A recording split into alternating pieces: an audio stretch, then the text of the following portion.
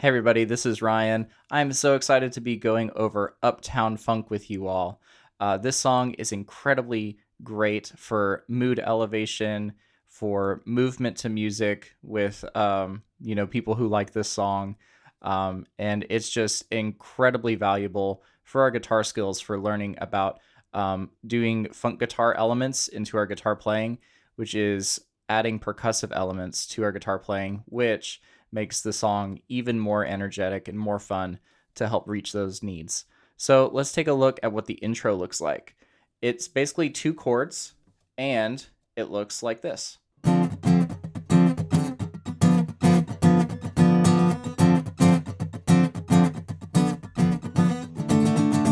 When I tried sharing this course with, before it released, with some music therapy friends of mine, they were telling me that the chords for this were a little bit more difficult than I had originally anticipated a year ago.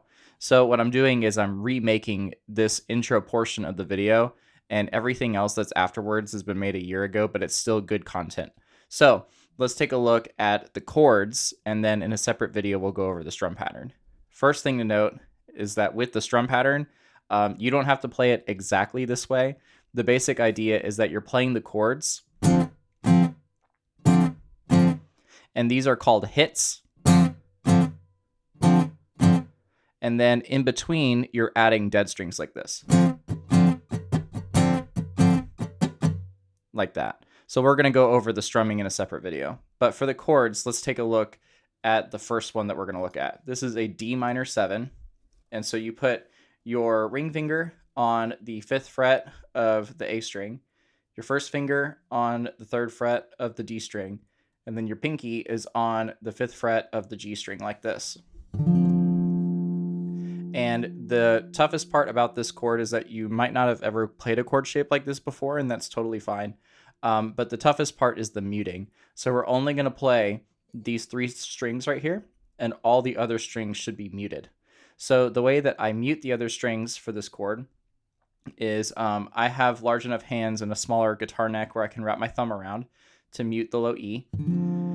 If that's not possible, then you kind of go on the tip, kind of on the pad like this. So that way the tip of your finger is touching the low E string. And then for your first finger, you want this finger to not be on the very tip like this. You want it to definitely be on the pad. So that way it can lay down and not press down across all the strings like this, but that it can lightly touch the B in the high E string. And then you want to be on probably the tip or the pad for your pinky finger right here. So what we're going to do is just practice this one chord and do one string at a time like this. So go ahead and join me.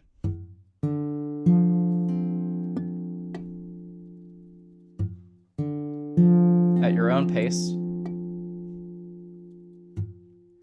While we're practicing this is one of my favorite chords to play. And the reason why is because this chord is a great substitute for your minor bar chord. And why is that? Because this is a minor 7 chord. So it's like a minor chord, but it has the minor 7th added to it. And so you can replace any minor chord with a minor 7 chord, and it'll sound just fine. The other thing that's really great about this chord shape is that you can move this chord shape around. So now I want you to freeze your fingers, and let's move up the neck 1 fret. So now we're playing this. So this was a D minor 7, but because we took everything and we moved it down a fret, now this is a C sharp minor 7. So if you're keeping tabs at home, you know that you can use this chord in the key of E major. And it makes the key of E major a lot more friendly because this chord is a lot easier to play than your C sharp minor bar chord. It's also a lot easier to get to than that chord. At least once you get it. Okay, so this was the first chord. It was just the D minor 7. Hopefully we got good practice with that. Now what we're going to do is go back to the D minor 7. And then the second chord that we're looking at is now this D minor 6. So what that is all you got to do is put the middle finger down on the 4th fret of the G string and then lift off the pinky like this. And it's the exact same chord. In ultimateguitar.com, they may call this chord a G7, which if you wanted to play your normal D minor 7 and your G7 for this song, you totally could. Absolutely. However, I don't really hear the G that's in that recording. And when I'm playing this song live, I really love the way that these chords sound because they don't have any open strings. So it's a lot easier to do the funk guitar elements with it.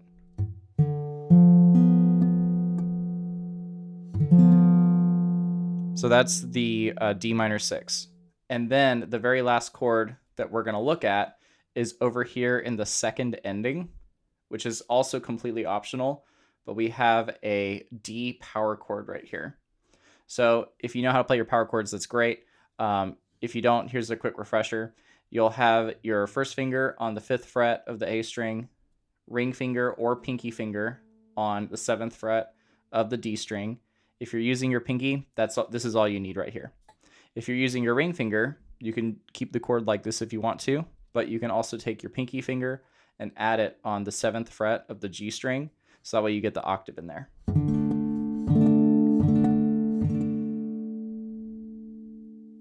So this was the chords for Uptown Funk, and in the next tutorial video, I'll show you the strum pattern. So I'll see you over there.